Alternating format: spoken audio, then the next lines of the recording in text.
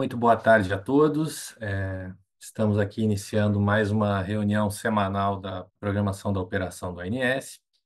Eu me chamo Ciro, trabalho aqui na programação, na gerência de programação diária e hoje vou estar coordenando a nossa reunião. Então, desejo a todos aí uma boa apresentação, né, e uma boa reunião para todos. Nesse primeiro bloco, a gente inicia aí com os destaques da hidrologia. E teremos três apresentações sobre a hidrologia e uma também no final sobre o estudo prospectivo.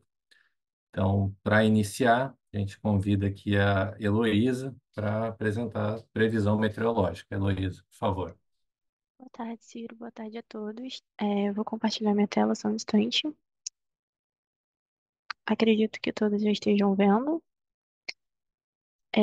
Vou começar falando sobre a previsão meteorológica e as condições observadas durante essa semana operativa de 6 a 12 de setembro.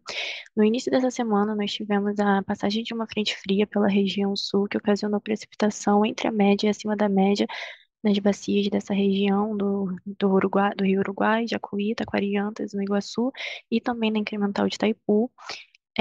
Ao longo dessa semana, essa frente fria, ela foi se deslocando para a região sudeste, porém sem causar precipitação significativa nas bacias dessa região.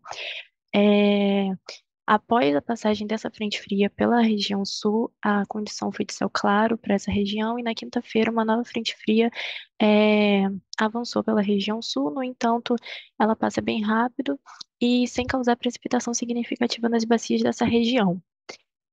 Falando um pouco agora sobre a temperatura nessa semana operativa atual, em comparação com a semana operativa anterior, a gente teve um declínio de temperatura em Porto Alegre, principalmente na temperatura máxima. Nas demais capitais, ela ficou estável, com exceção de Belo Horizonte, em que a gente teve uma elevação dessa temperatura máxima média. Para a radiação solar, a a média dela foi. A gente teve um aumento da radiação na região sul, isso muito devido ao predomínio de céu claro que a gente teve após a passagem dessa primeira frente fria. E na região sudeste e na região nordeste, a gente ficou com a radiação solar estável.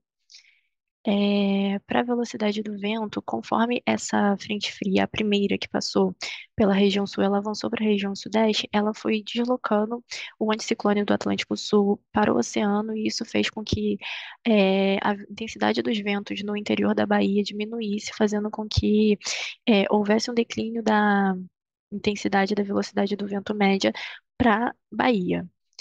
Nos outros estados, ela permaneceu estável. Agora falando sobre a previsão para a próxima semana operativa, de 13 a 19 de setembro, a gente vai ter uma frente fria passando pela região sul no início da semana. No entanto, ela deve ocasionar totais de precipitação inferiores ao que foi observado durante a semana operativa atual, de 6 a 12. Essa precipitação ela deve ser entre a média e abaixo da média. Para a temperatura mínima, a gente vai ter uma elevação em Porto Alegre, em Campo Grande e em Cuiabá. Já para a temperatura máxima, a gente vai ter uma elevação em Porto Alegre, Florianópolis e Minas Gerais. Nas demais capitais, a temperatura deve ficar estável. Para radiação solar, conforme a gente não vai ter um avanço de frentes frias para a região sudeste e nordeste, né? É, a radiação solar ela vai se manter estável, com pouca nebulosidade, e já para a velocidade do vento, exatamente por não ter esse avanço das frentes frias para a região sudeste, a gente vai ter uma elevação na Bahia, da velocidade do vento na Bahia, e nos demais estados da região nordeste ela deve ficar estável. Bem, essa foi minha apresentação. Te devolvo a palavra, Ciro. Muito obrigado, Heloísa. Vamos seguindo aqui, então, pessoal, para a nossa próxima apresentação é sobre a previsão hidrológica. Convido agora o Arthur. Arthur, por favor. Muito obrigado, Ciro. Boa tarde a todos. Dando início, então, à apresentação da previsão hidrológica, a gente começa aqui com o subsistema Sudeste. A gente vem verificando uma condição de restrição da energia natural afluente nos últimos meses. A expectativa é de continuidade dessa redução.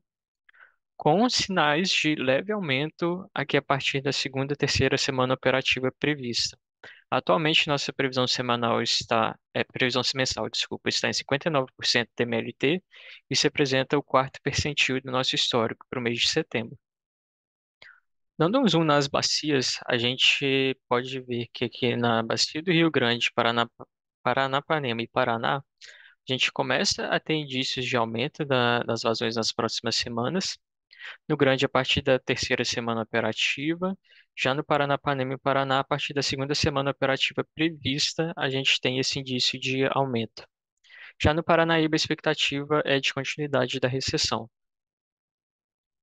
Para o subsistema sul, a gente tem verificado alguns episódios que indicaram aumento da ENA, um no final de agosto e um mais recente que a gente está passando no momento.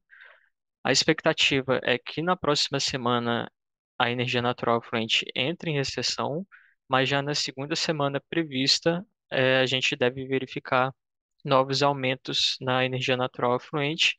Isso implica numa previsão mensal em 119% da MLT para o mês de setembro, no subsistema sul, sendo o 72º percentil para esse mês, em termos de ENA. Dando um zoom nas bacias, a gente pode ver que este último episódio ele não chegou tão forte no Iguaçu, ainda teve alguma resposta, mas não foi tão significativa quanto no Uruguai e no Jacuí. Já a resposta para a segunda semana prevista está sendo prevista em todas essas três bacias. Iguaçu com uma previsão mensal ficando no percentil 60, no Uruguai no percentil 79 e no Jacuí no percentil 74. Tanto Uruguai e Jacuí acima da MLT, o Iguaçu fica próximo à MLT com 94%.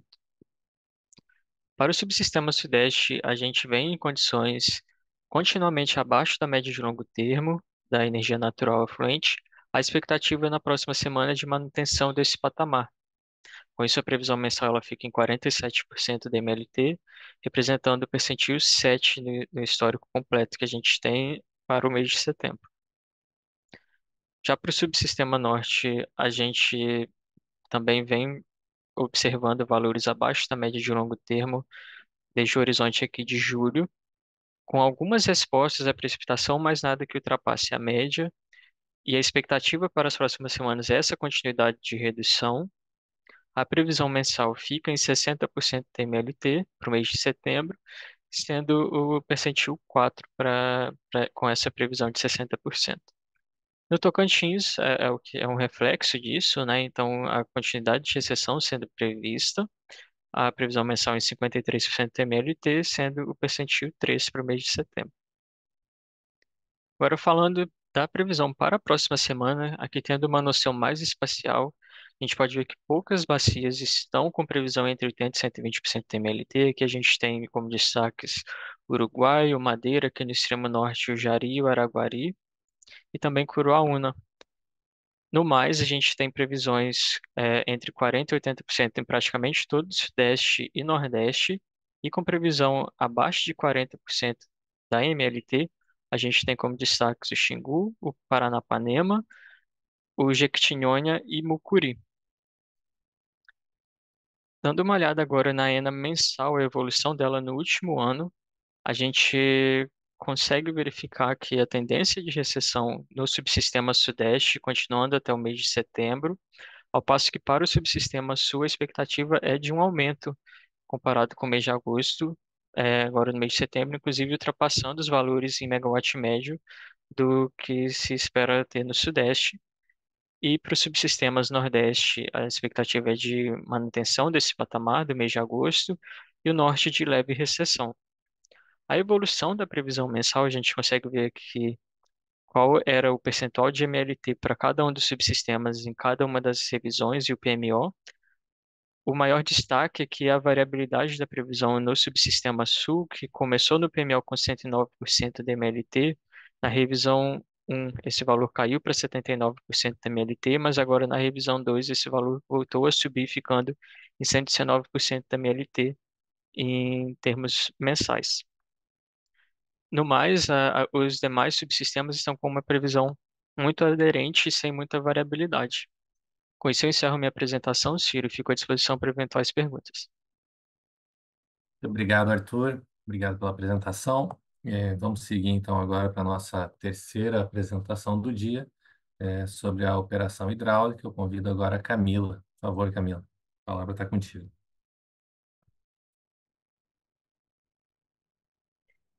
Obrigada, Ciro.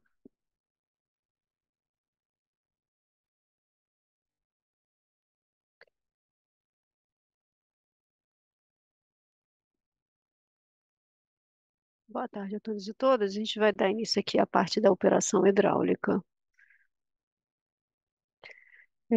Aqui a gente demonstra as salas de crise de acompanhamento e a agenda das próximas reuniões, onde é da Bacia do Paranapanema. A próxima reunião será no dia 17/9, a do Paraná no dia 25/9. O São Francisco, ele está com uma reunião em outubro, no dia 7/10. O Tocantins, no dia 15/10. O Sul, no dia 9/10. E o Norte, no dia 1º/10. Já para o Alto Paraguai, a próxima reunião será realizada no dia 2/10 de 2025.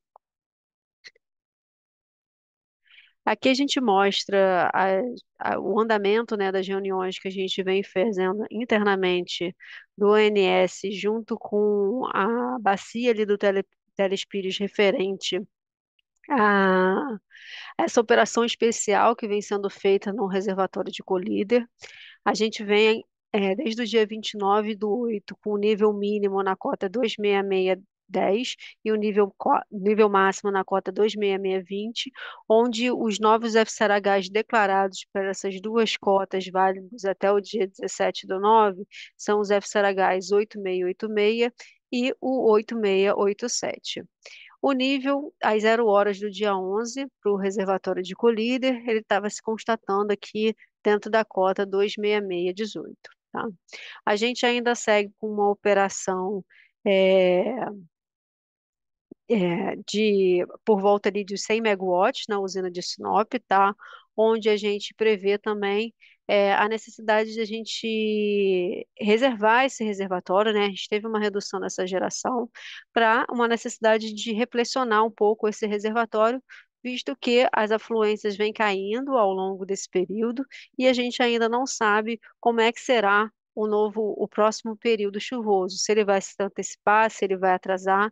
Então, com isso, a gente também manteve a redução do reservatório de Sinop para isso, para segurar um pouco o reservatório e a gente não depressionar tanto até o final de novembro e conseguindo atender ali as condições do reservatório de Colíder para ele continuar operando de uma forma ainda controlada ali pelas usinas, pela Copel, né, e pela Eletrobras. Aqui a gente mostra a operação das usinas de Jupiá e Porto Primavera, onde a gente finalizou, né, a redução a defluência reduzida desses dois reservatórios. A gente já teve o aumento dessas defluências nas semanas anteriores.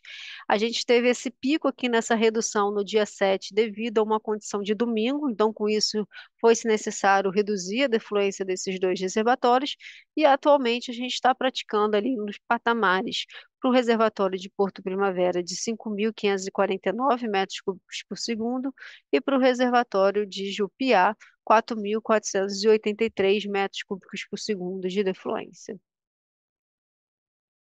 Eu finalizo aqui minha apresentação, devolvo minha palavra ao Ciro e estamos aqui para quaisquer esclarecimentos. Obrigada a todos. Obrigado, Camila, pela apresentação. E então, pessoal, seguimos agora para a nossa quarta apresentação desse bloco, que é sobre o estudo prospectivo, né, do CMSE.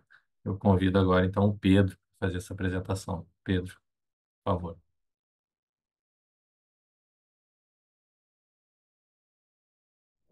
Boa tarde, Ciro, todos que estão aqui na reunião.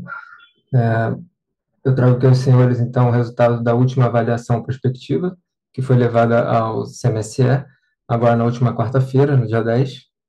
O horizonte dessa avaliação, ela consiste sempre em uma janela móvel de 6 meses, sendo essa última agora de setembro de 25 a fevereiro de 2026.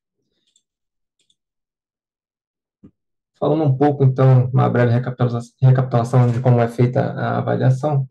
O estudo prospectivo, então, é composto por duas avaliações, né, visando o atendimento de energia e potência. O CMSE utiliza os resultados desse estudo para monitorar a evolução do atendimento ao SIM, podendo também embasar a adoção de medidas operativas excepcionais para garantir o atendimento tanto de energia quanto de potência. Portanto, então, o objetivo desse estudo ele é mapear, né, distintas zonas operativas. Então, são levados ao CMSE dois cenários, um cenário inferior e outro superior, variando ali basicamente a ENA, né, que é insumo para esses dois cenários. Falando da ENA em si, mais aprofundadamente, que é um dos principais insumos dessa avaliação, algumas informações aqui gerais. Assim. Para o SIM, de uma forma geral,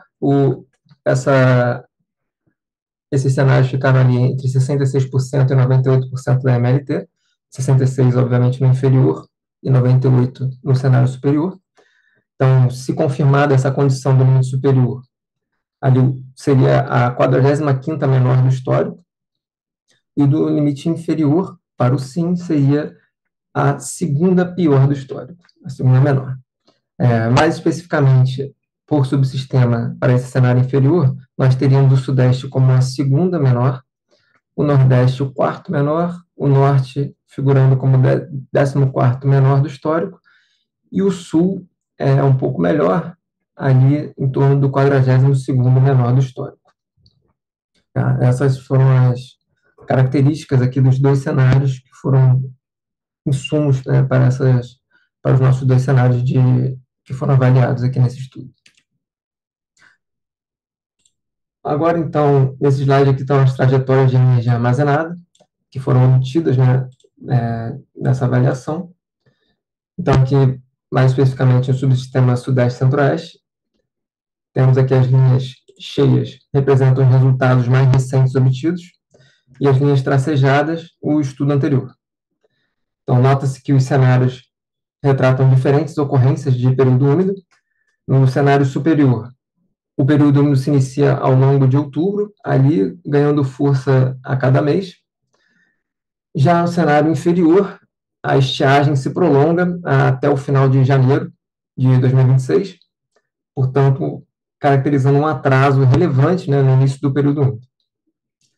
A trajetória de armazenamento do Sudeste, né, para o cenário inferior, ele adentra ali a região amarela da CREF em janeiro de 26, e depois retorna à região verde, né, em fevereiro, devido aí sim melhora da precipitação, né, ocorrência do período úmido ali a partir dessa data.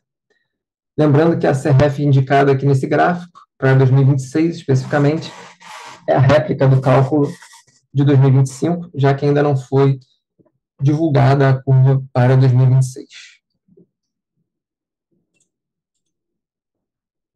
Agora, analogamente, né, para o do Sudeste, a gente tem aqui as trajetórias do SIM, um agregado dos 4 subsistemas.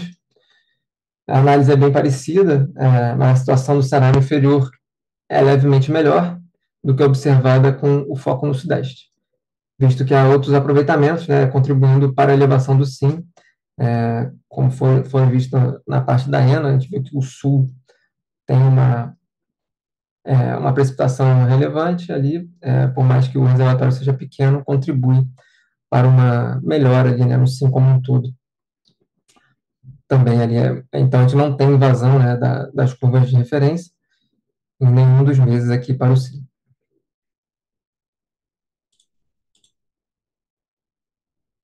Então, nesse slide aqui é possível ver como ficou o despacho térmico para ambos os cenários, bem como também o CMO dos subsistemas. No cenário superior, ali falando do CMO, período úmido começando ao longo de outubro, o CMO tende a cair de novembro em diante, chegando a valores quase nulos ali em janeiro e fevereiro. Já no cenário inferior, com caracterização de um atraso, né, do período úmido, o CMO tende a subir e chegar em valores acima de R$400 por megawatt-hora. E só baixam ali em fevereiro para 250, onde há um excedente energético nas regiões norte e nordeste, que é possível ver, né, pelo descolamento do CMO, Nordeste e Norte ali praticamente CMO zerado. Isso se dá por conta também do atingimento do limite de intercâmbio ali para os subsistemas Sudeste e Sul. Aqui no balanço de ponta, essa aqui é uma fotografia, né, do pior cenário. Então, nesse slide aqui, a gente conta com a maior carga, né, a gente usa um perfil da carga crítica, um P5 de geração eólica para essa foto específica, e nesse caso aqui a gente está mostrando o cenário inferior de afluências. Então, é realmente uma fotografia do cenário mais crítico. Portanto, projetos de necessidade de espaço térmico adicional em todos os meses, esse valor em branco aqui, dentro da coluna laranja. E, além disso, né, invasão aqui da reserva operativa nos meses de novembro e dezembro. Em dezembro ali, utilizando quase por completo esse recurso. Há de se salientar que, para esse cenário inferior, foi necessária a utilização tanto do São Francisco, de uma forma mais extensiva, quanto também do reservatório de Itaipu, para que pudéssemos chegar nesses valores a partir de novembro, né? Ali, novembro, dezembro, janeiro e fevereiro, foi necessária essa utilização mais ostensiva, né, desses recursos, para que não apresentasse um esgotamento total ali da reserva operativa.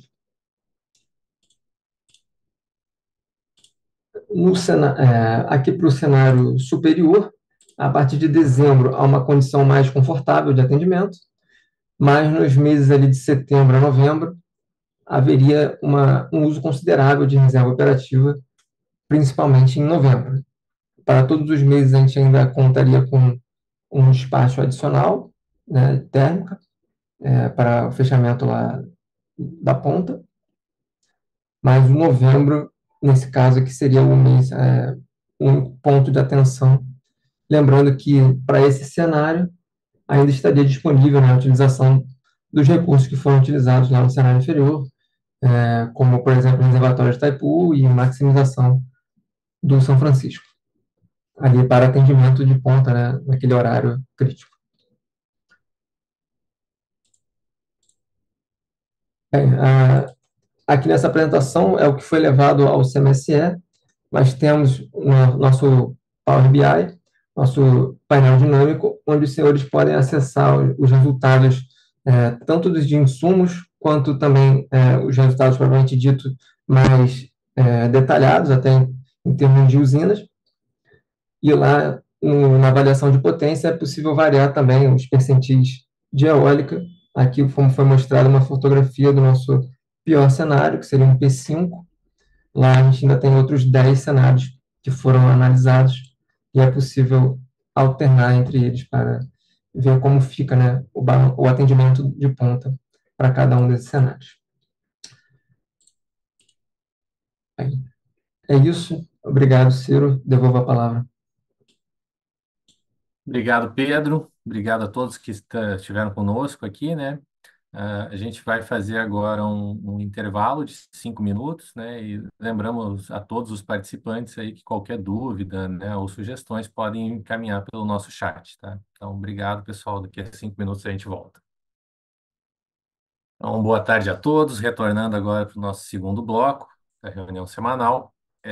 Vamos começar agora lendo aqui algumas perguntas que já chegaram para o nosso chat. Então, eu vou agrupar aqui 4 delas que são sobre o mesmo assunto. Então, mas vamos ler uma por uma. Então, primeiro, a da Ariane Teixeira.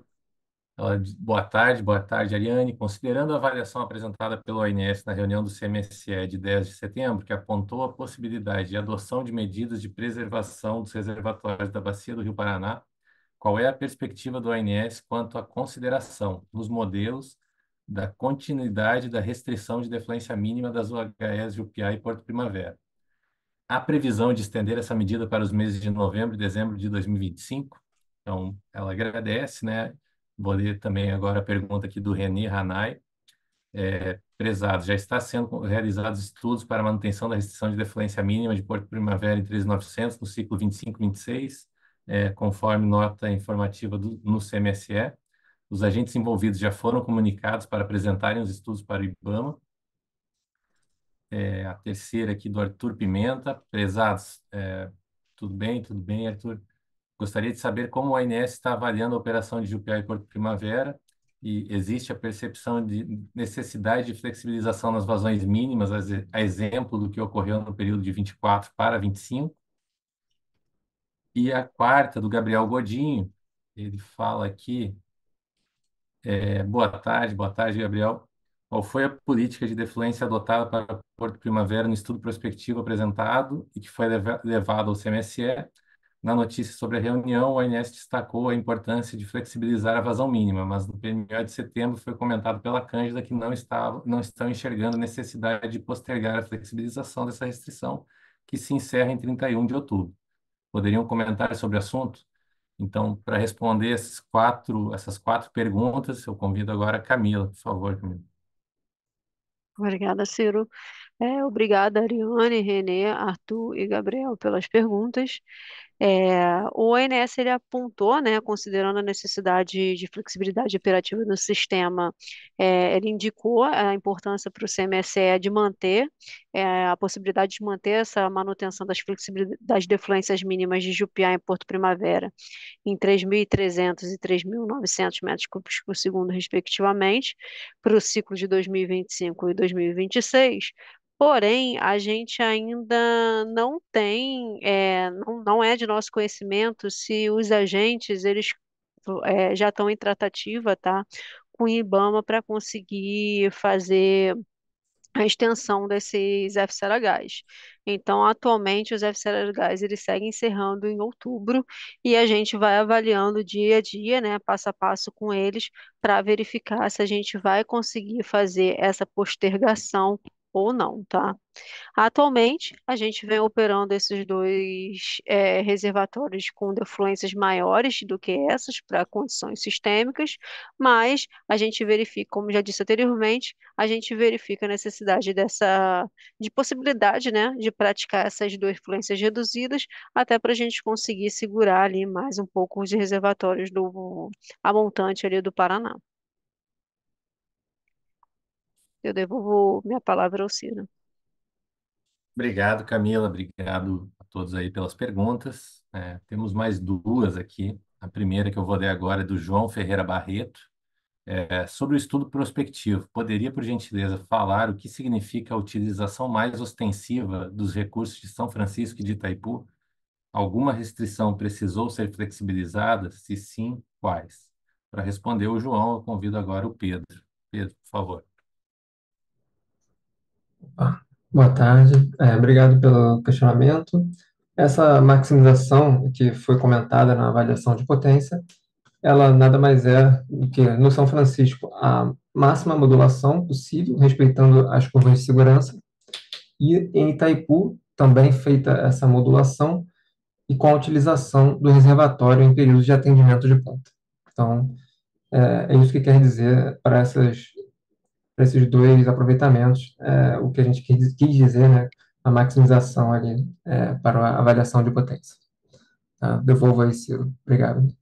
Obrigado, Pedro. Espera mais um pouquinho que tem mais uma pergunta aqui, né? Obrigado ao João pela pergunta também. Agora do Humberto Moraes, prezados, boa tarde, Humberto. Poderiam explicar novamente a premissa para desenvolvimento dos valores de ENA do cenário inferior do prospectivo? Analisando o BI do ANS, me chamou a atenção a ENA consistentemente elevada no subsistema sul, entre novembro e janeiro, e a ENA de 94% da MLT no Sudeste e Centro-Oeste em fevereiro. Esses valores, especialmente o fevereiro, não são razoavelmente favoráveis para um cenário inferior? Então, novamente, Pedro, contigo aí a palavra. Obrigado pela pergunta.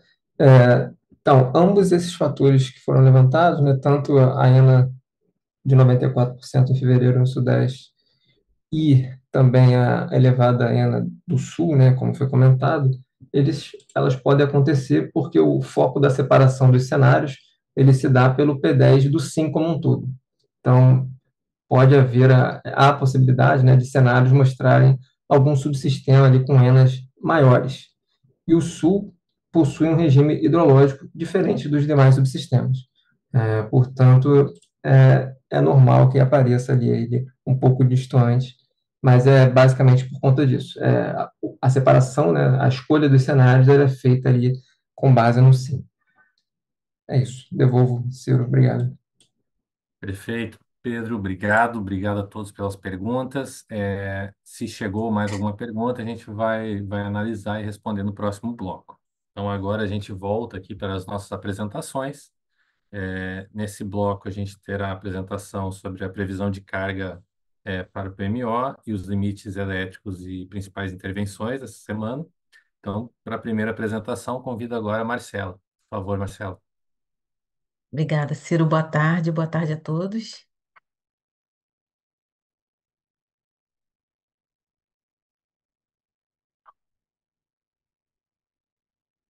Confirma para mim, Ciro, se você já está vendo no modo apresentação. Ainda não foi para a tela. Agora sim. Agora Agora sim. pode Sim. seguir. Então tá ótimo. Boa tarde mais uma vez. Dando seguimento à reunião, nós vamos falar agora do acompanhamento da carga e das previsões que foram consolidadas para as semanas do horizonte de previsão dessa segunda revisão semanal do PMO do mês de setembro. Então, inicialmente, a gente começa fazendo um apanhado geral a respeito de Sistema Interligado Nacional. Graficamente, nós temos representadas as 2 primeiras semanas operativas do mês verificadas, representadas, né, pela cor azul. Lembrando que a segunda semana operativa do mês é a semana corrente e nós temos ainda uma estimativa de fechamento com base nas informações verificadas que nós tínhamos quando consolidamos o estudo dessa revisão semanal e mais a projeção para os dias restantes, né, para fechar a semana. E em verde nós temos as semanas do horizonte de previsão, que são as semanas 3, 4 e 5, para a gente ter uma nova composição e um valor revisto esperado para fechamento do mês. Então, em relação à semana em curso, nós temos, em termos de sim, um valor bastante aproximado daquele que nós projetamos para essa semana na revisão passada, com uma indicação de variação de apenas 0,8% aproximadamente. Esse desvio ele é um pouquinho menor daquele comparado àquele que nós observamos na primeira semana operativa do mês, e a gente associa isso aos ajustes que nós fizemos, né, as revisões que nós fizemos na revisão passada.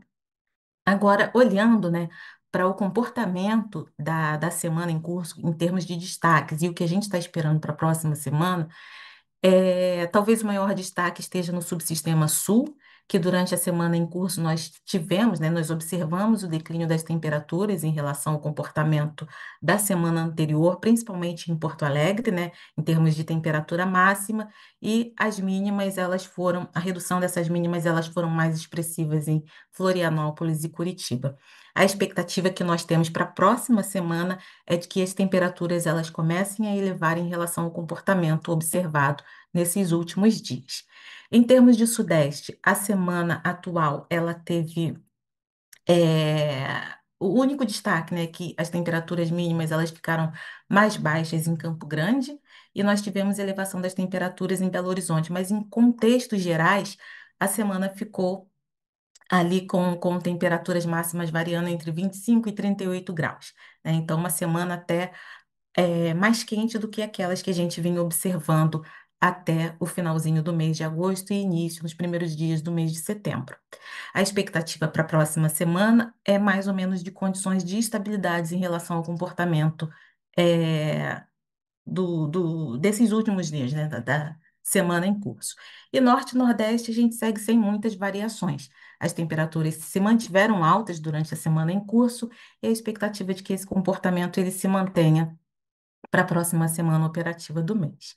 Então, dado esse contexto, as revisões que nós vamos ver abertas para cada um dos subsistemas, elas contextualizam para nós variação bastante pequena somente na terceira semana operativa do mês e enquanto as semanas 4 e 5 elas permanecem sem revisões em relação àquilo que foi considerado na revisão 1. Então, em termos gerais, nós temos hoje um setembro revisto com uma indicação de variação bastante pequena em relação à nossa projeção inicial realizada no PMO, né? Apenas de menos 1,3%. Daqui a gente parte para a abertura dos subsistemas. Nós olhamos agora o subsistema Sudeste Centro-Oeste, a semana em curso fechando também bastante aderente à nossa projeção, com uma variação de apenas 1,2%. Um desvio também um pouco menor do que aquele observado na primeira semana operativa do mês, e a gente também associa isso às revisões que foram feitas, na revisão passada. Esse subsistema, como a gente vai ver mais adiante, foi o único que sofreu revisão na terceira semana operativa do mês, né? Ou seja, no horizonte que está sendo revisto nesse momento. Então, foi feita somente uma revisão na terceira semana operativa do mês no subsistema Sudeste Centro-Oeste. É, Apesar da semana estar fechando bastante ajustada à nossa previsão, as indicações que nós temos é de que as temperaturas elas comecem a elevar um pouco mais e se mantenham mais ou menos no mesmo nível do que vem acontecendo na semana em curso. Então, esse valor, essa revisão foi feita exatamente para deixar a carga mais ou menos no nível que ela vem se comportando, apesar de a gente já vir observando nessas últimas semanas que a carga segue um crescimento, né, gradual, né? Foi assim na primeira semana em relação ao comportamento do finalzinho do mês de agosto, e isso se repetiu, vem se repetindo aí nas primeiras semanas operativas do mês, e é a tendência que nós esperamos daqui por diante. Então, considerando esses valores verificados das duas primeiras semanas e somente essa revisão da terceira semana operativa mantendo as semanas 4 e 5, nós temos a expectativa de fechamento do mês de setembro, né, nessa revisão mais atual, com uma variação também pequena em relação à nossa projeção inicial, em mais ou menos menos 1,6%.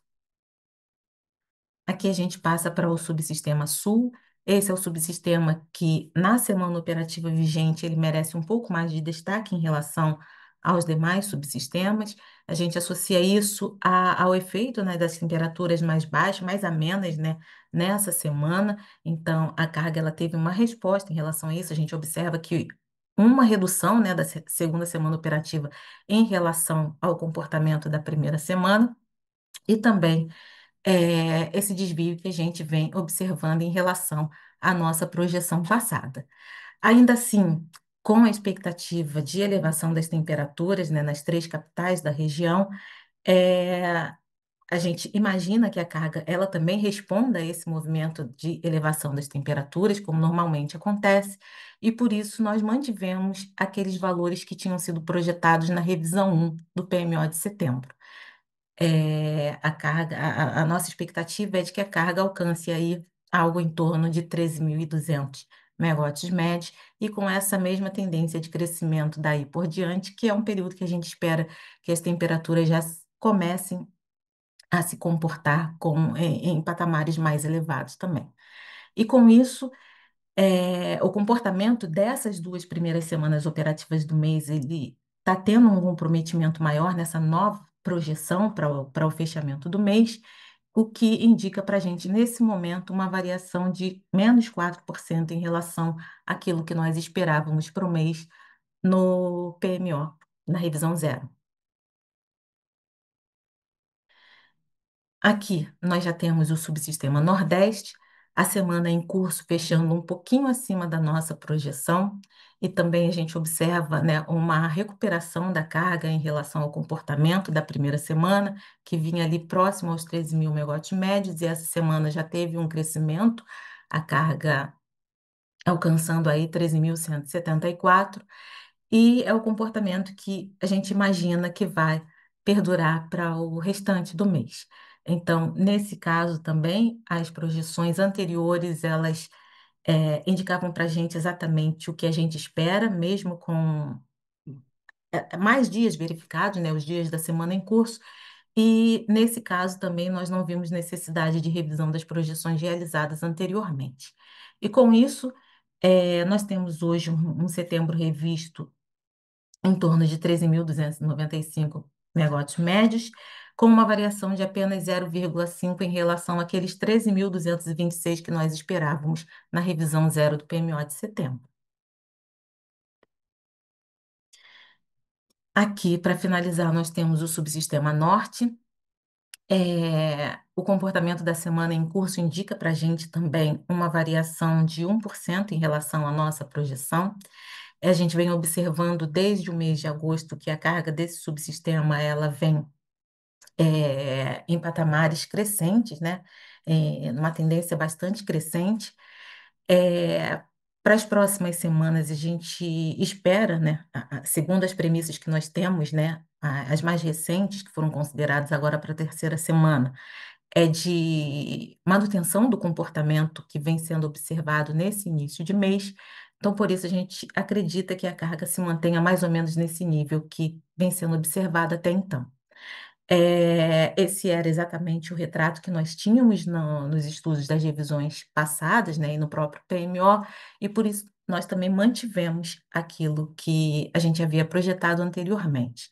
E com isso, o setembro revisto ele indica uma variação de 1,5% em relação à projeção inicial do PMO e parte de um valor de 8.469 megawatts médios para 8.597 em função da atualização desses valores verificados, principalmente. Então, essas eram as informações que nós tínhamos a trazer a respeito do acompanhamento da carga e também das projeções que foram consolidadas para as semanas à frente e também de expectativa de fechamento do mês de setembro, em função de quase meio mês já realizado. Então, eu volto a palavra a você, Ciro, agradeço a atenção de todos e nos colocamos aqui à disposição para os esclarecimentos que forem necessários, tá bom? Boa tarde. Obrigado, Marcelo. Boa tarde. Muito boa apresentação. Seguimos, então, pessoal, agora a nossa próxima apresentação sobre limites elétricos e as principais intervenções elétricas. Convido agora o Henrique. Por favor, Henrique, contigo a palavra. Opa, boa tarde, Ciro. Obrigado. Estarei compartilhando o material aí. Bom, acredito que vocês já estejam visualizando, então vamos iniciar aqui. A primeira intervenção relevante é o desligamento da Araraquara Campinas. Esse desligamento ele se iniciou no dia 25/8 e está programado até as 17 horas do dia 2 de outubro. É uma atividade para modernização dos reatores Shunt dessa linha, e como restrição nós temos limitação para os bipolos do Madeira em 1.700 MW, para os bipolos de Xingu em 6.000 MW, 3.000 para o Elo CC de Itaipu e o RSU limitado em 7.300. Na sequência, está em andamento até o dia 14/9, domingo, a manutenção preventiva do Polo 4, do Bipolo 2 do Madeira, e como restrição nós temos 2.100 MW como limite superior para o somatório dos dois bipolos. Na sequência, temos uma manutenção corretiva no disjuntor 9202 do setor 500 kV de Janaúba 3, a intervenção a ser realizada somente no sábado, das 6 às 16 horas, e como restrição temos o FNES limitado em 6.600, o R seco limitado em 10,5 GW e uma limitação para o conjunto Janaúba em 800 MW. Na sequência, temos o desligamento da linha Canabrava Serra da Mesa C2, serviço diário, sábado e domingo, realizado entre 7h15 e 16h15, para possibilitar manutenção preventiva nos disjuntores e circuitos de proteção associados. E como limitação, temos uma limitação específica para as usinas de Canabrava e São Salvador, em que o somatório da geração dessas duas usinas fica limitado em 390 MW. Na sequência, desligamento da LT Usina Sobradinho, São João do Piauí C5, das 8 horas até as 23h59, dos dias 13, 14 e 21. É uma manutenção preventiva nos equipamentos dessa função. Como limitação, temos o FNEM limitado em 5.200 e o FNES limitado em 7.500. Seguindo, temos o desligamento da linha Buritirama Gentil do Ouro 2, programado amanhã, sábado, entre 7 e 17 horas, e trata-se de uma manutenção preventiva nas chaves seccionadoras dessa linha. o FNES fica restrito em até 7.200 MW. Na sequência, desligamento da barra B2 do setor 500 kV da subestação Poções 3, serviço diário, sábado e domingo deste final de semana, entre 6 e 17 horas, e é uma atividade associada à integração do projeto Asa Branca.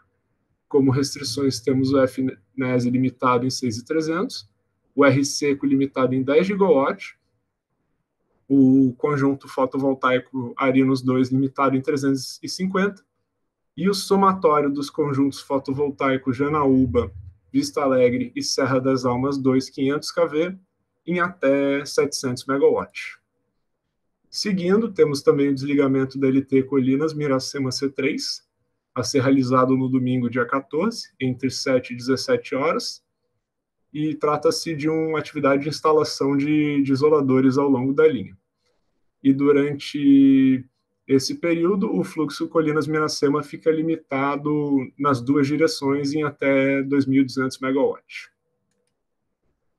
Temos também o desligamento do disjuntor 9474 de Gurupi, programado das 8h30 do dia 15/9 até às 6 horas do dia 22/9.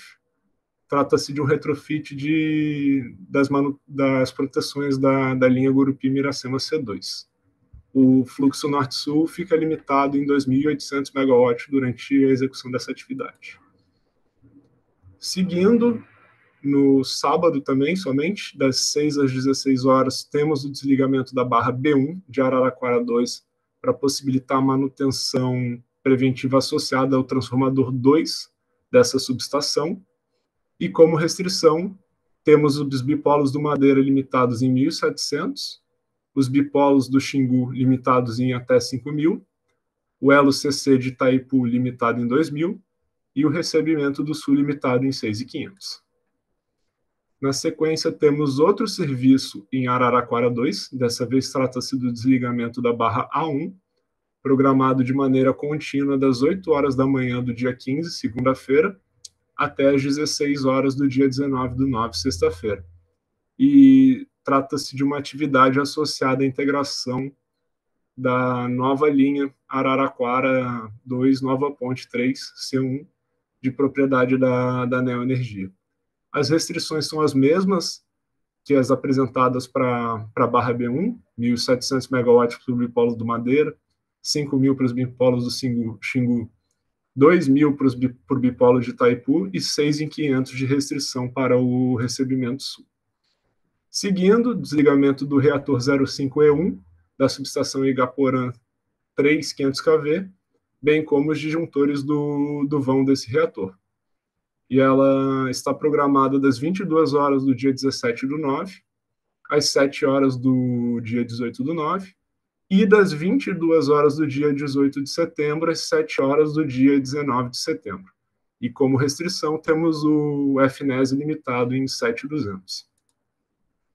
Seguindo, barra 2 da subestação Colinas, programada das 11 horas do dia 16/9 às 6 horas do dia 17/9.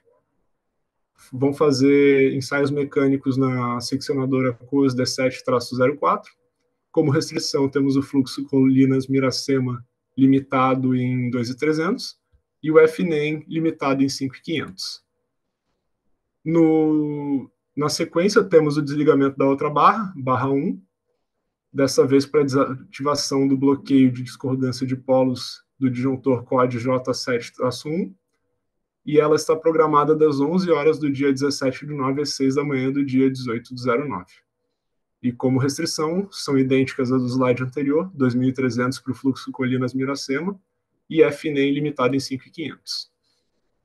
Temos também programado do dia 17/9 até o dia 22/9, sempre em caráter diário, entre 7h30 e 22h30, a manutenção preventiva do polo 3 do bipolo 2 do Madeira.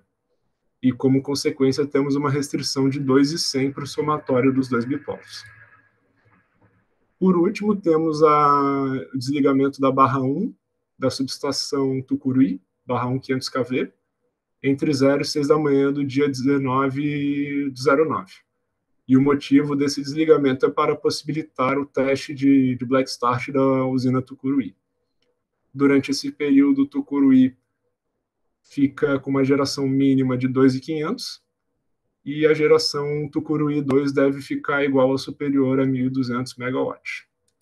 Com isso, eu encerro a apresentação, agradeço a todos e devolvo a palavra para você, Ciro. Obrigado. Obrigado, Henrique. Obrigado a todos que nos acompanharam. A gente vai fazer um novo intervalo, né, de 5 minutos e após retornamos aí com as últimas apresentações e respostas às perguntas. Obrigado. Boa tarde a todos. Retornando agora para o nosso terceiro bloco de apresentações. Como de praxe, vamos iniciar respondendo aqui algumas perguntas. Tem uma aqui do Humberto Moraes. Boa tarde novamente. Desde semana passada não estou conseguindo acessar o BI de consulta de intervenções do Sintegre. O link agora encaminha para um BI que pede login através do Microsoft. Há perspectiva de restabelecimento do acesso ao BI? Então, Humberto, a gente tentou aqui verificar e não conseguiu mapear o problema que ocorreu com o seu usuário. Então, nossa sugestão é que se encaminhe essa pergunta, essa dúvida aí, né, relativa ao BI, na central de atendimento. E aí lá vão dar o passo a passo do que precisa ser feito aí para restabelecer a conexão. Tá bom? Obrigado, Humberto. E mais uma pergunta aqui, agora da Natália Biondo. Prezados, boa tarde. Boa tarde, Natália. Podem explicar melhor sobre a operação esperada para a transição do período seco para o período úmido, considerando a expectativa de geração hidráulica maximizada em Itaipu, defluências mínimas reduzidas em Porto Primavera, é possível praticar a redução de fato ou ela seria apenas modelada, sem possibilidade de redução na prática? Obrigado desde já. Então, para responder a Natália, eu convido agora o Wagner. Wagner, por favor. Obrigado, Ciro. Obrigado, Natália, pela pergunta. Boa tarde a todos e todas. Realmente, Natália, período de transição entre o período seco e o período úmido, ele é realmente de muitas incertezas, então a gente tem que ir realmente, são ações de curto prazo, são avaliações mais frequentes que a gente vai fazendo, e o que a gente vislumbra? Se a gente, enquanto as chuvas não se estabelecem de uma maneira mais definitiva, a gente fica ali com uma preocupação de minimização das defluências, justamente para manter a água nas cabeceiras. Em contrapartida, se houver uma elevação de temperatura nas principais capitais do país, que também é esperado para essa época do ano, você acaba o quê? Priorizando o atendimento de ponta e abrindo mão não, mas você vira um pouco a balança ali para o atendimento de potência e acaba não conseguindo manter o atendimento energético como a gente gostaria. Se a gente voltar lá em setembro de 20, nessa época do ano a gente já estava, isso já aconteceu também, se não me engano, 23, alguma coisa. Nessa época do ano a gente já estava com temperaturas muito elevadas, por conta aí de períodos de altas pressões no país, então a gente já estava em épocas de temperaturas muito elevadas, então a demanda, as altas demandas, atender às altas demandas era a prioridade, então você acaba realmente tendo que elevar toda uma geração ali no Baixo Paraná para poder mandar mais água para Itaipu, para você poder usar sem afundar tanto o reservatório. Então, é toda uma operação modelada, e dado que quando você aumenta essa geração, mesmo que seja para um período de ponta, período mais curto do dia ali, nesses reservatórios ali, nesses aproveitamentos de UPA, Porto Primavera, você não tem tanta essa capacidade de modulação por conta das restrições. Então, você acaba elevando, em definitivo, essa geração para fazer frente às demandas elevadas. O que a gente está vislumbrando esse ano? As temperaturas, até então, elas estão mais moderadas. Então, esse ano, por enquanto, você está podendo ainda discutir. Eu mantenho ainda uma operação mais reduzida, tenho espaço Se precisar, eu elevo. Pô, mas se for algo muito, se for essa elevação de temperatura para a ponta, for algo muito é, período curto, uma semana, alguns dias, será que depois eu vou ter liberdade de repente, voltar para uma operação energética? Então, é isso que as discussões trazem. Então, e por conta disso, quer dizer, essas sinalizações de que esse ano, por conta das temperaturas ainda mais amenas, essa condição menos rigorosa de atendimento de ponta, você acaba mapeando ali essa possibilidade de, mesmo em algum momento, elevar as gerações, você poder, as defluências no Baixo Paraná, você poder, em algum momento, retornar para defluências menores, é, justamente por conta disso. Então, não tem uma lógica assim. Hoje não tem uma política definida, porque é justamente por causa disso. Ah, essa época do ano as chuvas não aconteceram, então você tem um foco energético ainda de preservação das cabeceiras, porque você não sabe quando as chuvas virão, e do outro lado, na medida que as altas temperaturas se apresentarem, a gente vai inverter um pouco essa política, tendo que atender. E aí toda uma adequação de aproveitamentos que não podem modular. Então, é uma outra política que é feita justamente para atendimento de ponta. Então, a gente fica sempre nessa, tentando essa visibilidade a longo prazo, a médio prazo, mas que realmente essa época do ano é muito difícil ter essa visibilidade. Então, espero ter contextualizado aí, ter atendido aí a dúvida. Obrigado, Wagner. Obrigado, Natália, também pela pergunta. E aí, vamos iniciar agora com as apresentações e as demais perguntas que chegarem, a gente vai deixar para o último bloco. Então, agora, para essas apresentações, intervenções energéticas relevantes e os resultados do PMO, convido agora o Lucas para iniciar aqui. Por favor, Lucas. Oi, Ciro. Boa tarde. Boa tarde a todos que estão nos acompanhando aqui nessa reunião semanal. Então, dando sequência aqui aos assuntos, agora eu vou fazer duas apresentações aqui da gerência de programação mensal, iniciando pelas intervenções energéticas relevantes. Aqui, então, a gente começa com as intervenções do subsistema Sudeste Centro-Oeste, dentro desse período aí do dia 13/9 até o dia 19/9, que é a próxima semana operativa.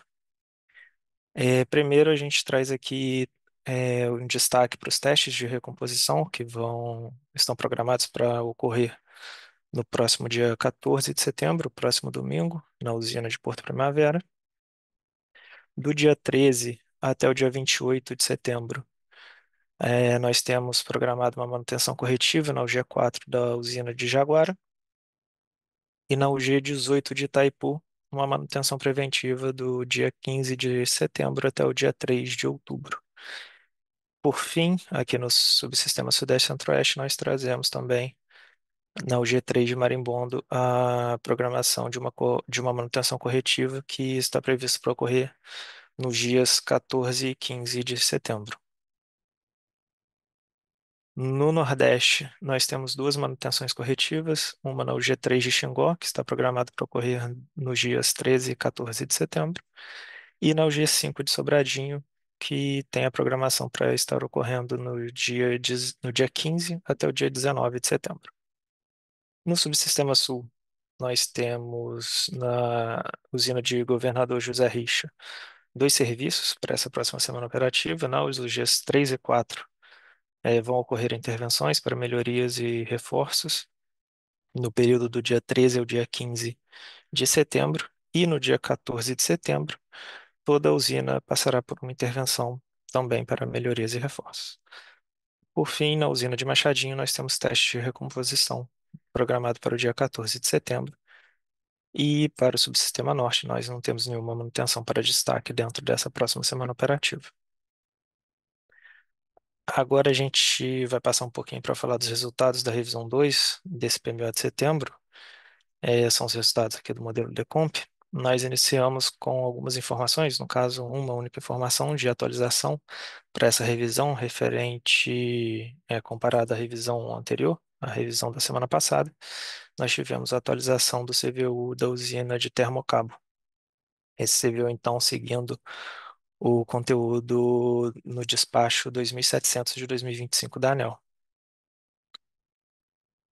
Assim como ocorreu na semana passada, o João trouxe aqui para nós, né, para vocês, as dúvidas que recebemos no nosso fórum, né? O fórum fica aberto toda sexta-feira, de 9 da manhã até meio-dia, né? E normalmente às sextas-feiras. Então, a gente não conseguiu, né? A gente teve um probleminha de responder os questionamentos, as dúvidas que chegaram por lá. Então, a gente trouxe aqui na reunião semanal da semana passada, para dar publicidade a todos também, já que a gente não conseguiu fazer isso pelo próprio fórum. E nessa revisão 2, nós recebemos uma dúvida do Caio Nepomuceno, relacionada à restrição de vazão turbinada máxima da usina de Furnas, em função da declaração do agente de nível de partida abaixo dos 50%, que já entraria na faixa onde estaria ativa a restrição de vazão turbinada máxima para 846 metros cúbicos por segundo. Então, a gente aproveita também para dar esse esclarecimento aqui para todos. A resposta, né, em relação a esse questionamento, que de acordo com o artigo 10 da Resolução ANA 193 de 2024, o armazenamento da OHF Furnas, ele é verificado no início de cada mês. Então, para esse PMO de setembro, ele foi verificado no início de setembro e resultou para a operação na faixa normal, que dá, então, a restrição de vazão turbinada máxima no valor de 1.440 metros cúbicos por segundo. E esse valor ele fica válido durante todo o mês. Então, no próximo PMO de outubro, a gente vai ter essa verificação para o nível de partida da usina de Furnas no início de outubro, e aí, então, definir qual vai ser a faixa operativa que vai ficar referente para todo o mês de outubro. Tá? Então, essa é uma informação que é atualizada uma vez por mês na elaboração do PMO. A gente reforça aqui, né, é muito importante para a gente estar recebendo, estar tendo essa troca também no fórum, e a gente ainda está buscando estabilizar o quanto antes o funcionamento dele para que a gente consiga deixar público todos os questionamentos e respostas que por lá sejam feitas. Aqui então aproveito para ressaltar que na próxima semana, que a gente vai estar fazendo a revisão 3 desse PMO de setembro, o fórum vai estar aberto no dia 19, das 9 da manhã até as 12 horas, que é o horário próximo ali da publicação do deck oficial. Agora sim, falando dos resultados dessa revisão 2, a gente teve um CMO médio para todos os subsistemas no valor de R$ 303,65 por megawatt-hora. Todos os subsistemas equalizados, e a gente teve o atingimento do, do intercâmbio da transferência máxima de energia entre o Nordeste e o Sudeste no patamar leve no seu estado conjuntural, então com uma interferência ali, né, em função de uma intervenção na rede que atua na ANESE ali, entre a conexão entre o Nordeste e o Sudeste.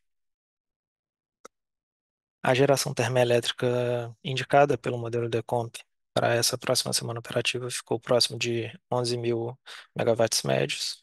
Esses valores estão divididos entre geração indicada pelo modelo Decomp por ordem de mérito e também por inflexibilidade declarada pelos agentes. Esses números estão mais detalhados na tabela aqui abaixo, né, e vale só o destaque que a gente não teve nenhuma geração térmica por restrição elétrica. Nessa revisão 2, nós avaliamos o despacho antecipado por ordem de mérito para a semana operativa do dia 15 de novembro até o dia 21 de novembro para as usinas AGNL, são 3 usinas, 2 no subsistema Sudeste Centro-Oeste e outra no Nordeste. As usinas do Sudeste, que são Santa Cruz e Linhares, tiveram o despacho antecipado por ordem de mérito comandado para a semana do dia 15 de novembro até o dia 21 de novembro de 2025, em todos os patamares de carga. Já a usina de Porto Sergipe teve o seu despacho antecipado comandado para a referida semana somente no patamar de carga pesada.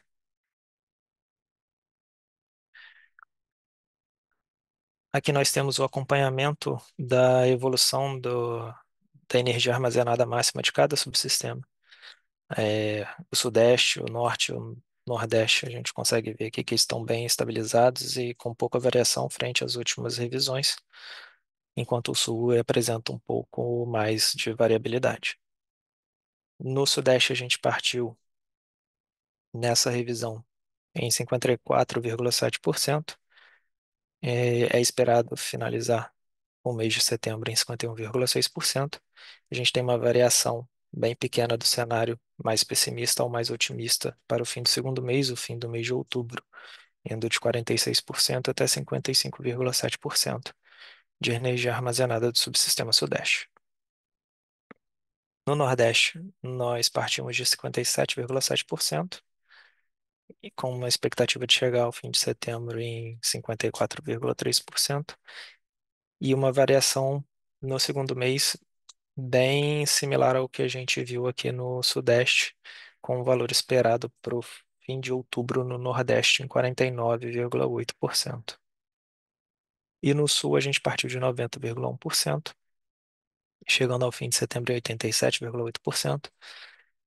E a gente tem uma variação maior, mais expressiva frente aos outros subsistemas, indo de 63,2% num cenário mais pessimista e 95,6% no mais otimista, mas um valor esperado otimista também, próximo ali de 87%. Já no Norte, a gente parte de 84,6% nessa revisão 2, finalizando o mês de setembro em 80,6%, e uma variação um pouco maior que 1% entre todos os cenários do segundo mês, com um valor esperado de 67,9% para o fim de outubro. Reforço aqui também, a gente vem publicando semanalmente o deck sombra do que a gente está chamando aqui de renováveis, né? A gente está mudando, alterando a forma de entrada das informações que ficam no bloco PQ, algumas informações que ficam no bloco PQ hoje do arquivo da DGER. Então, durante essa semana nós publicamos o deck de entrada e de resultados referente à revisão 1 do PMO de setembro. Então, na próxima semana faremos assim com a revisão 2. Então, aproveito aqui para reforçar onde vocês podem encontrar o produto e também deixo aqui um link, um QR Code para acesso. Lembrando que essas apresentações serão compartilhadas logo mais no Sintegre, então vocês conseguem acessar também pelo link que está aqui no arquivo para poderem acessar as informações desses decks sombras que estamos disponibilizando semanalmente. Encerra então as informações da gerência de programação mensal. Ciro, devolvo a palavra para você e fico aqui à disposição para eventuais dúvidas. Obrigado. Obrigado, Lucas. Muito obrigado pelas apresentações. Então, vamos agora para a nossa última apresentação aqui desse bloco, né, sobre a política operativa. E essa apresentação eu mesmo vou fazer. Acredito que vocês já estejam vendo a minha tela.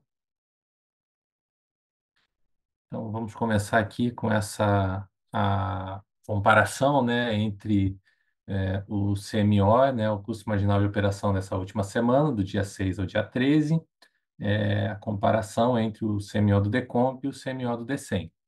Então, a gente nota aí que o CMO do Decomp ficou na média semanal em torno de R$ 322 em todos os subsistemas.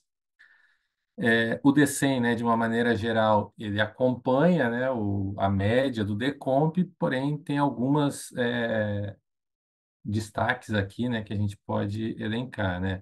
Na carga leve aí dos fins de semana, né, onde tem o vale de carga aí acaba ficando com um CMO reduzido em todos os subsistemas, né?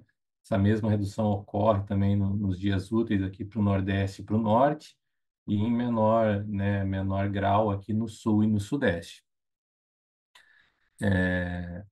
Essas CMOs diferenciadas aí do Norte e Nordeste, né, são principalmente limitações, né? A gente tem limitações de IO e de SGIs ali que estão afetando o FNEM e o CN também.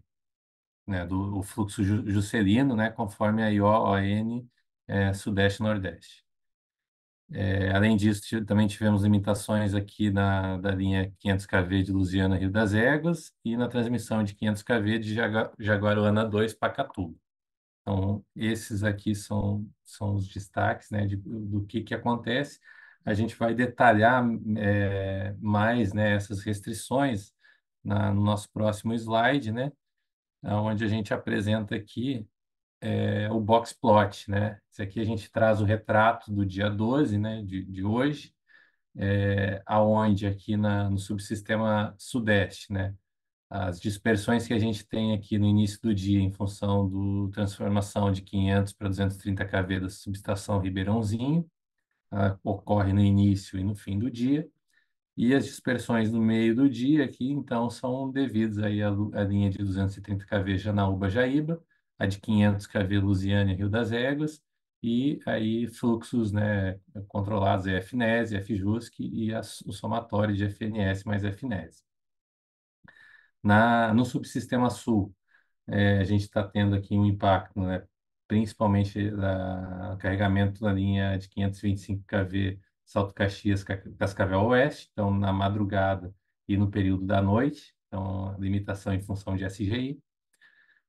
No Nordeste, né, os blocos, a dispersão aqui inferior, né, ela ocorre principalmente pela limitação de escoamento, né, na linha de 500 kV de Lusiânia e Rio das Éguas, né, que impacta aí nos fluxos de FNES, FJUSC e no somatório do FNS mais FNES.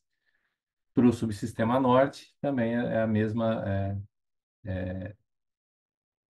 restrição, né, que a gente notou no Sudeste. Então, no período do início e no final do dia, dispersões aí por conta do carregamento do tráfego de 500 kV para 230 da subestação de Ribeirãozinho. Agora a gente traz aqui, né,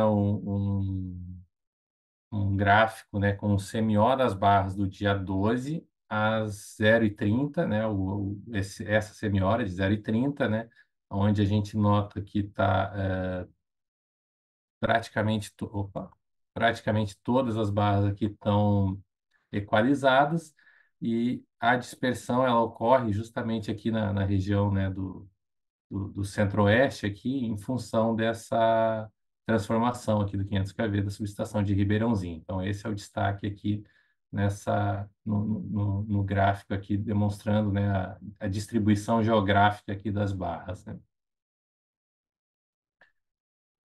Agora a gente traz aqui a comparação da geração hidráulica, né, entre o DECEM e o PDP, né, as médias diárias aí para a semana operativa de 6 a 12. Então, iniciando aqui, a gente analisa, né, que todos os subsistemas tiveram mudanças aí devido à política operativa, né? No norte, né, uma geração maior em alguns dias aqui no DECEM, mais reduzida no PDP. Isso é para controle aqui, né, dos níveis das usinas dessa região. Do subsistema Nordeste, mesma coisa, né? O PDP ele acaba tendo uma redução frente ao DECEM, mesmo ocorre no subsistema Sul, né? Isso principalmente aí devido à alocação, né? Da possibilidade de alocação da geração renovável, né? E o controle dos níveis dos reservatórios. E na região Sudeste aí também acaba que sendo uma geração um pouco maior, né, a média um pouco maior do que o resultado do DECEM, isso em função aí da operação hidráulica que vem sendo realizada aí no subsistema Sudeste.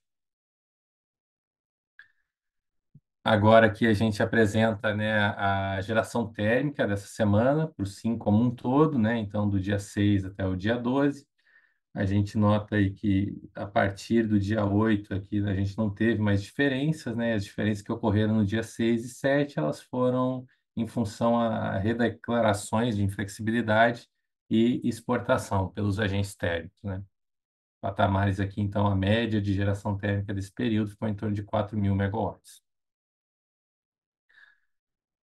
Falando um pouco aqui sobre intercâmbio internacional, nessa última semana a gente teve apenas no dia 6, né, uma exportação aqui de térmica em torno de 250 megawatts, programado para a Argentina, e tivemos também uma programação de exportação de EVT aqui, aproximadamente 130 megawatts médios para o Uruguai.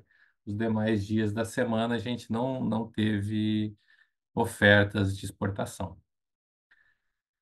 Agora, falando sobre a resposta da demanda, né, as ofertas de resposta da demanda que foram utilizadas aí do período de 6 a 12. Então, a gente nota aí que o maior montante aprovado foi de 249 megawatts, né, na modalidade de disponibilidade. Ele foi utilizado aqui no dia 10 de setembro, né? Os demais dias ficaram com montantes menores, né, em torno de 25, 20 a 25. O valor das ofertas aqui, né, das ofertas diárias em torno de R$ 300, e essa que foi utilizada no dia 10, aqui a maior foi o leilão de disponibilidade, tá? Então, essa é os destaques aí de resposta à demanda para essa semana. Aqui com relação à importação de energia da Venezuela, né, do dia 6 ao dia 12. Então, aqui a gente tem, né, uma limitação de importação aí em 15 megawatts, né, o limite da linha, né, e na programação diária, né, é feita uma modulação do valor ao longo do dia, fazendo uma redução nos momentos de menor carga, né, para controle lá da região. Para a semana, os valores médios programados ficaram entre 8 e 12 megawatts, e a partir do dia 11, né, já não houve programação de importação, tá? Que também não é mais esperado aí em função da incorporação aí do sistema isolado. Seguindo agora, né, o balanço da programação semanal, aqui a gente traz, né, essa média da semana de como que foi o atendimento a cada subsistema.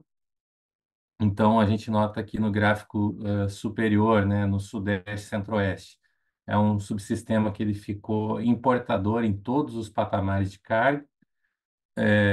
A gente nota aí com a operação hidráulica realizando, né, modulando ali, elevando no período da ponta de carga. Para o subsistema Sul, aqui no gráfico inferior, né, a gente nota também que ele ficou a maior parte dessa semana como exportador, né? Isso principalmente aí devido às vazões que chegaram aí nesse último período aí, os níveis elevados das bacias. Então a gente procura alocar o máximo do recurso hidráulico aí dessa região para atendimento ao SIM. Seguindo aqui, a gente tem o Nordeste, então nessa semana nota franco exportador, né? É muito exportador, por isso também que a gente nota as limitações de escoamento que estavam ocorrendo, né? E principalmente, né, exportador em função da energia eólica desse subsistema. Então, programado, né, o máximo possível, né? Foi uma semana com uma boa média e a geração hidráulica modulando aí para atendimento à ponta de carga. Da mesma maneira, aqui no gráfico inferior, o subsistema norte ele foi principalmente importador, né, na maior parte dos períodos do dia, uma geração hidráulica predominante, modulando para o período da ponta, onde ele chega a ser exportador aqui. Então, devido aí principalmente as grandes potências, né, que tem as usinas desse subsistema, né? Mas na média, né, do dia, está buscando a preservação dos recursos dessa região. Vindo agora, então, para o nosso gráfico aqui de despacho por fonte de geração, né? De toda a geração despachada para essa semana, a gente nota que 89% do atendimento, né, foi feito por energia renovável. Dessas, 44% são não despachadas, né? Então, aqui a gente destaca esse número, né, que é o grande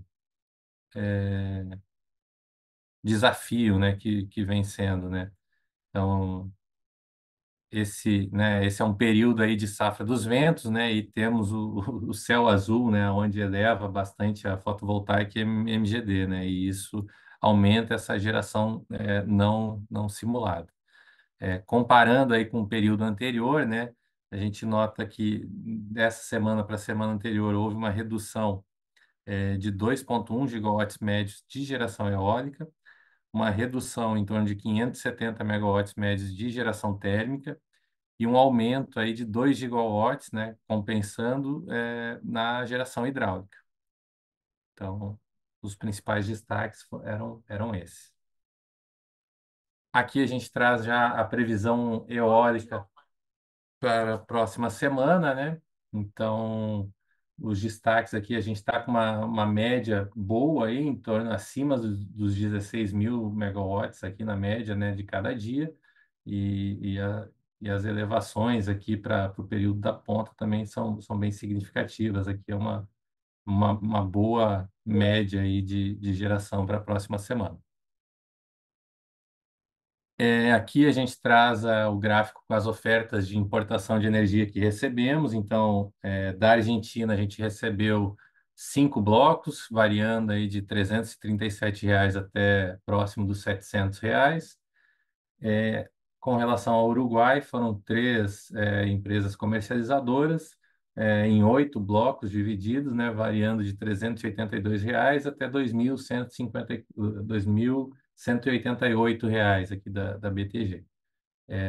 Só destacando, né, essas ofertas, elas ficam aí disponíveis, são confirmadas diariamente, né, a disponibilidade, mas nesse período não está sendo esperado ainda ocorrência do despacho. Os destaques, então, da política operativa para essa próxima semana, né, agora do dia 13 ao dia 19 de setembro, na região norte, né, ela estará com uma geração dimensionada para atendimento à ponta de carga, como já foi nessa semana, a usina de Estreito operando em período de praias até o dia 14, e Tucuruí buscando seguir a curva de referência. Com relação ao Nordeste, né, uma operação hidráulica minimizada, com redução de geração na cascata do Rio São Francisco, considerando que o reservatório de Sobradinho entrou na faixa de atenção. Com relação ao Sudeste e Centro-Oeste, né, a manutenção da utilização dos recursos das bacias do Rio Grande, Paranaíba e Paraná, conforme a necessidade de alocação para atendimento à ponta de carga e fechamento do balanço, e também fazendo o controle ali dos níveis dos reservatórios para garantir, né, o atendimento à potência. Na região sul, né, geração dimensionada para atendimento à carga do SIM, né, e aí já como a gente está com os níveis bastante elevados, realizando um controle ali do nível conforme as afluências verificadas e previstas, né, com a próxima chuva aí da próxima semana. Com relação ao atendimento à ponta de carga, a folga de potência ela tem sido alocada preferencialmente nas usinas do Sudeste, Sudeste, Centro-Oeste e Sul e na UHE Tucuruí, e temos baixa probabilidade de despacho térmico adicional para essa semana. Com relação à ocorrência de EVT, então, há expectativa de ocorrência de EVT em todos os subsistemas e a exportação ela fica condicionada à avaliação diária. Com relação à exportação de energia, né, poderá ocorrer nessa próxima semana, também condicionada à validação elétrica e considerando os limites das interligações entre os subsistemas. Por fim, né, aqui a gente apresenta, né, as ofertas que estão válidas aí da Portaria 88, também da Portaria 105, né? Nessa semana não temos nenhuma atualização, são as mesmas ofertas que a gente já vinha trabalhando anteriormente, e já com o CMO, né, o CVU da usina, né, referente ao mês de setembro. Então, também só para deixar registrado. Com isso, eu encerro aqui a minha apresentação. A gente vai fazer um intervalinho de 5 minutos novamente e retornamos após com as respostas aí às perguntas que chegaram nesse último bloco. Muito obrigado a todos. Boa tarde a todos. Retornando agora então para o nosso último bloco de respostas às perguntas que chegaram aqui, os questionamentos. Então, para começar aqui, né, a pergunta da Maria Cecília. Prezados, boa tarde. Observei que desde agosto as projeções de geração hidráulica apresentadas do arquivo do relato do Decomp têm ficado consistentemente abaixo dos valores realizados em todas as semanas. Além disso, mesmo com os valores realizados superando as previsões, a cada revisão o ONS tem ajustado as projeções para valores ainda menores. Gostaria de entender melhor qual seria o motivo para essas projeções de geração estarem cada vez mais baixas. Para responder a Maria, eu convido agora o Lucas. Por favor, Lucas. Oi, Ciro, boa tarde. Boa tarde, Maria Cecília. Obrigado pela pergunta. Bom, vou tentar esclarecer um pouquinho essa sua dúvida, tá? Ela é um pouquinho mais extensa, mas de forma simplificada, vale a gente ressaltar que entre o modelo Decomp até a operação de fato realizada, né, os dados verificados que você avaliou, existem algumas etapas dentro da cadeia, tanto de programação quanto do tempo real. E para cada uma dessas etapas, existem uma série de incertezas. E aí a gente pode, por exemplo, citar a geração eólica, a variação da carga, a previsão de vazões e até mesmo a alteração da configuração da rede, que é um tipo de evento que ocorre até mesmo em tempo real e que foge um pouco aqui da gente conseguir prever esse tipo de ocorrência. Então, para cada modelo energético em si, existem ainda algumas simplificações que são necessárias para a gente conseguir representar da melhor maneira possível tanto as restrições como a própria operação dos ativos de geração, sejam eles hidráulicos ou térmicos, por exemplo. E essas simplificações de cada modelo, elas acabam também contribuindo para que existam esses desvios. E esses desvios, eles são esperados, quando a gente compara principalmente com os dados verificados, nesse caso de geração hidráulica que você mencionou. Mas, basicamente, tá, é isso. Tentei esclarecer um pouco para você, mas se tiver alguma dúvida, se quiser encaminhar esses valores que você vem acompanhando para a gente pela central, a gente consegue avaliar um pouco mais com calma também esses resultados e a gente segue aqui à disposição. Agradeço novamente pelo envio da pergunta e devolvo a palavra para você, Ciro. Obrigado, Lucas. Obrigado a Maria pela pergunta. Lucas, eu peço que você fique aqui para mais uma pergunta, que é do Bruno Belotti. Ela é referente até a que você já apresentou na tua apresentação, né? Então, boa tarde, Bruno. Poderiam explicar o motivo da UHF Furnas não estar com a sua vazão máxima limitada conforme regra operativa da resolução ANA, uma vez que, de acordo com a gente, a usina já estará abaixo de 50% no início da próxima revisão. Ele também pergunta se no dia que a usina cruzar os 50%, a restrição será modelada no DECEM. Então, Lucas, por favor, responda o Bruno aí. Boa tarde novamente, boa tarde, Bruno. A gente agradece o envio da pergunta.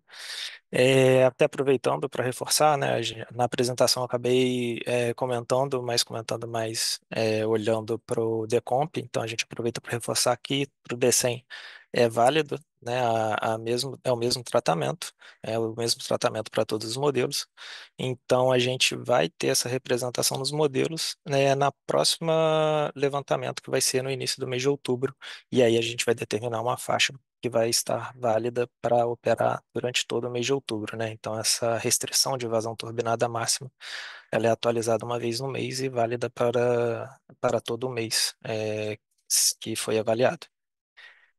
Espero ter respondido, esclarecido e reforçado o entendimento. Mais uma vez, obrigado, Bruno, e volto para você, Ciro. Tá bom, obrigado, Lucas. Obrigado ao Bruno pela pergunta. Seguimos então agora para a nossa próxima pergunta, do Paulo André. Prezados, dada a carga realizada na primeira e segunda semana de setembro e previsão de temperaturas normais ou abaixo da média para todo o mês de setembro, o que leva a crer que a carga das últimas semanas do mês se comportarão 4 gigawatts médios acima do que tem realizado? Adicionalmente, a carga de setembro está realizando 2 gigawatts médios abaixo da carga realizada em 2024. e a carga prevista para outubro está 2,6 gigawatts médios mais alta do que a de 2024. Não há algo errado com a visão de carga. Então, para responder o Paulo André, convido agora a Marcela. Marcela, por favor. Obrigada, Ciro. Boa tarde mais uma vez, boa tarde, Paulo André. Você fez uma série de ponderações, né, e questionamentos na sua pergunta. Vou tentar esclarecer de uma forma geral, mas se porventura ficar alguma coisa, você pode encaminhar através da central de atendimento. Uma coisa, quando a gente consolida as previsões para o horizonte mensal, ou seja, aquelas da revisão zero do PMO, a gente faz ali por volta entre os dias 20, 22, 23, por aí. E aí, em termos de premissas meteorológicas, a gente só tem informações basicamente qualitativas, porque a gente tem informações quantitativas até 10 dias à frente, que muitas vezes alcançam ali os primeiros dias do mês de estudo. Então, a gente parte dessa sinalização que você citou aí. Um mês próximo à média histórica em termos de temperatura e de precipitação, próximo, acima, abaixo. Então, é bastante, vamos dizer assim, subjetivo, né? O que a gente tem de informação, e é exatamente o que a gente tem e o que a gente considera. Ok.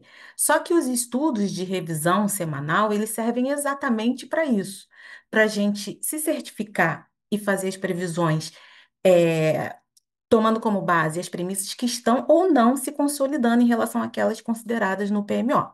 E a temperatura é uma dessas. Então, quando a gente está na revisão semanal, na quinta-feira, consolidando o estudo, a gente tem a visão para 10 dias à frente, ou seja, para fechar a semana em curso e mais os 7 dias da primeira semana do horizonte de previsão. E é essa que a gente toma com mais precisão, ou seja, a primeira semana do horizonte, que a gente tem uma premissa mais sólida em termos de temperatura. Então, as revisões das projeções, elas são feitas com base nisso e com base também no comportamento da carga recente, que pode ou não estar dentro daquilo que a gente previu quando da consolidação do estudo mensal. Então, a gente já começou o mês com uma carga mais baixa. E aí a gente vai vendo as premissas mais atualizadas e vai vendo se a gente mantém aquela previsão ou se vai fazendo atualizações. O estudo da revisão semanal, basicamente, é para esse efeito. Aí, quando você compara é, a semana em curso. A próxima semana, a gente fez com base no quê? No nível que a carga está nesse momento e na indicação de aumento de temperatura para a próxima semana, ou seja, para esses próximos 10 dias. Então, o que que a gente fez? A gente subiu um pouquinho a carga, porque é natural que a carga responda a esse movimento de temperatura, ok? E é o que a gente vem observando já nesse primeiro período do mês em curso. Então, eu acho que eu tentei esclarecer para você a tendência que a gente vem tomando nos estudos de revisão semanal comparados à previsão inicial do PMO. Aí você fez também comparação da carga do mês em curso com o setembro do ano passado, setembro de 2024. É bom fazer isso? Não, porque a gente está com base de comparação diferente. Setembro do ano passado foi um mês de temperatura elevadíssima. Então, a gente já está com uma base mais alta. Aí você vai realmente ver que a carga desse ano, que a gente está ali numa neutralidade de temperatura, começando uma recuperação, né, para o período mais ascendente ali em questões climatológicas. Mas você está comparando com um período extremamente quente que foi o do ano passado. Aí você fez também uma comparação do que está acontecendo agora no mês de setembro de 25 e com o que a gente viu para outubro, enquanto ele foi visto como o segundo mês do horizonte do PMO de setembro. Aí você comparou também com outubro do ano passado e comparou com o comportamento de setembro. Só que quando compara com o ano passado, aí tem uma contrapartida. Outubro foi muito baixo no ano passado, muito ameno, vamos dizer assim, né? A gente teve um setembro alto de 24 e um outubro de temperaturas mais baixas. Voltando lá para aquele início da minha explicação, hoje o que a gente tem de sinalização para o mês de outubro, né, que a gente considerou lá quando fechou o PMO de setembro, era ainda mais subjetivo do que o que a gente tinha para setembro. Então a gente só tem a gente vai seguindo a sazonalidade. Quando nós consolidarmos agora no final do mês a previsão para o mês de outubro, aí a gente já vai ter uma sinalização, né, climatológica para outubro e premissas mais atualizadas em função do nível da carga no mês de setembro. Então, basicamente, são essas as informações. Eu não sei se eu esclareci a ponto do que você questionou, mas se restar alguma questão, você pode encaminhar através da central de atendimento, tá bom? Obrigada pela pergunta e eu volto a palavra a você, Ciro. Obrigado, Marcela. Ótima resposta. Obrigado ao Paulo aí pela pergunta. Vamos seguindo aqui, tem mais uma pergunta agora da Laiana Maia.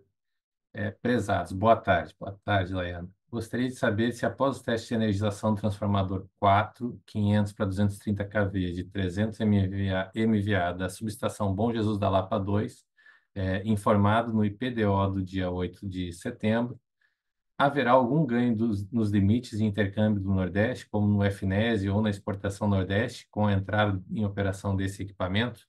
Então, para responder a Laiana, eu convido agora o Henrique. Por favor, Henrique.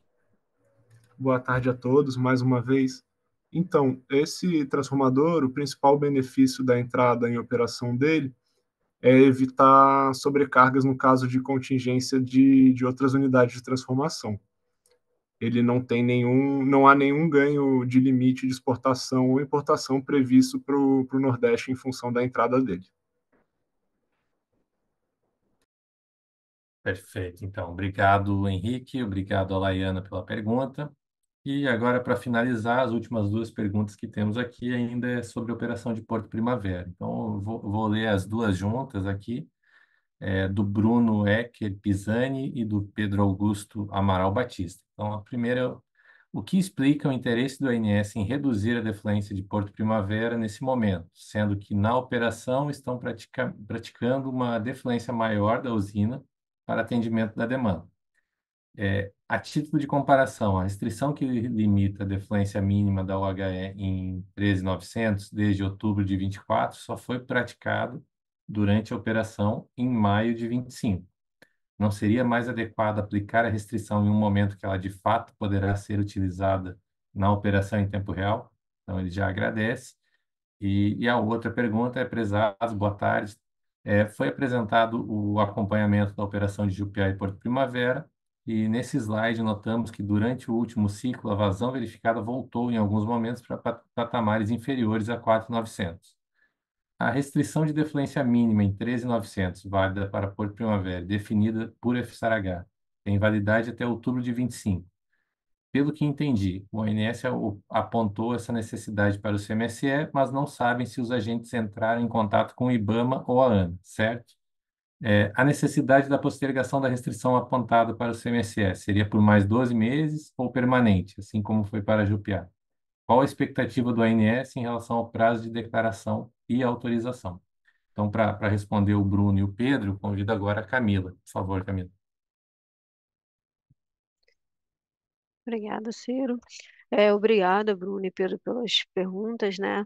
Só explicando um pouco, o aumento da defluência observado em Porto Primavera nesses últimos dias, ele decorreu devido a necessidades sistêmicas para o atendimento da demanda do Sistema Interligado Nacional, né? Com isso, a gente, para atendimento ali, recuperação até do nível da usina de Itaipu, a gente também houve necessidade desse aumento aí de defluência. Eu acho que acredito que o último ciclo que o Pedro informou na pergunta se refere ao final de semana que eu apontei que a gente teve uma redução dessas vazões defluentes, né? Aí só lembrando um pouco como é que a tratativa dessas reduções de GPA e Porto Primavera, o ONS ele tem, perante a UFCRH, né, a gente tem autorização para trabalhar com as defluências de Porto Primavera acima de 4.600 e acima de Jupiá, e de Jupiá acima de 4.000, sem precisar de autorização do IBAMA e sem, subindo e descendo, sem precisar de restrições de taxa de variação, tá? Quando a gente está operando abaixo dessas defluências, aí sim a gente precisa da autorização do IBAMA, que a gente tem no momento até o final de outubro. Como nesse final de semana a gente já estava praticando esse aumento de defluências, porém a carga é um pouco mais baixa no sábado e no domingo, a gente verificou a necessidade dessa redução, mas reduzindo apenas para os patamares mínimos de 4.600 em Porto Primavera e de Jupiá para 4.000, para que a gente conseguisse elevar essas defluências sem nenhum problema referente às taxas, tá?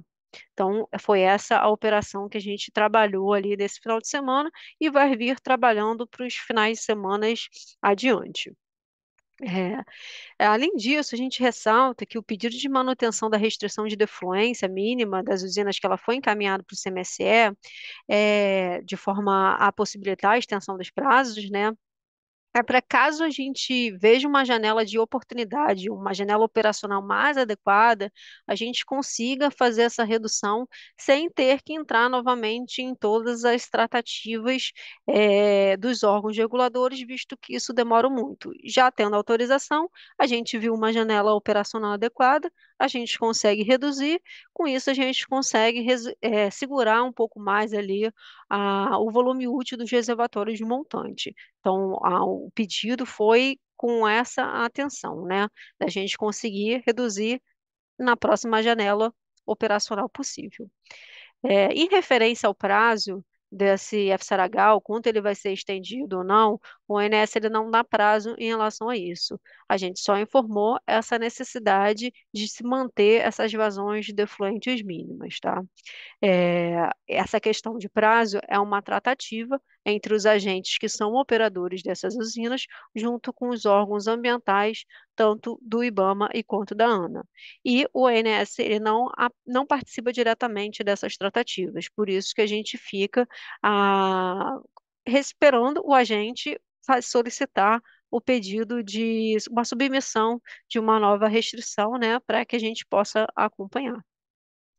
Eu acredito que eu tenha respondido ali essas duas perguntas, e caso continue-se com alguma dúvida, né, eu peço que seja enviada para o canal de atendimento.